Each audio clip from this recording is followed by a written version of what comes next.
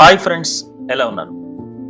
ఒకసారి ఒక తల్లి తన కూతురు లోపల కూర్చొని హోంవర్క్ రాసుకుంటుంటే, బా ఈ బిల్లులు కట్టాలి, ట్యాక్సులు కట్టాలి, ఇల్లంతా చెత్త చెత్తగా ఉంది. ఈవినింగ్ ఏమో ఫ్రెండ్స్ రిలేటివ్స్ అందరూ పార్టీకి వస్తారు, ఏం చేయాలో అర్థం కావట్లేదు. వస్తే లోపల ఏం చేస్తున్నావు అని అడిగింది. అని అడిగితే హోంవర్క్ చేస్తున్నాను. ఏంటంటే నెగిటివ్ గా అనిపించినటువంటి ఇబ్బందికరమైన విషయాల్లో కృతజ్ఞత ఎలా ఉండాలని లిస్ట్ రాస్తున్నాను అని చెప్పింది. సో ఏం లిస్ట్ రాసావే అని అడిగింది. ఏం లిస్ట్ అంటే ఎగ్జామ్స్ బట్టి నేను చాలా కృతజ్ఞత కలిగి ఉంటున్నాను, ఎందుకంటే ఎగ్జామ్స్ అవ్వగానే అమ్మమ్మ వాళ్ళ ఇంటికి వెళ్తాను కాబట్టి అని చెప్పి. మరి రెండోది ఏం రాసావు అని అనగానే మెడిసిన్, మందు వేసుకునేటప్పుడు నాకు చాలా చేదుగా ఉంటుంది, దాన్ని బట్టి కృతజ్ఞత రాసా, ఎందుకంటే అది వేసుకోవడం వల్ల నాకు ఆరోగ్యం బాగా ఉంటుంది కాబట్టి. మూడవది ఏంటంటే అమ్మా నాన్న తిడతారు, కానీ దాన్ని బట్టి కృతజ్ఞత రాసా, ఎందుకంటే వాళ్ళ మనసులో నా మీద ప్రేమ ఉంటుంది కాబట్టి అని చెప్పి.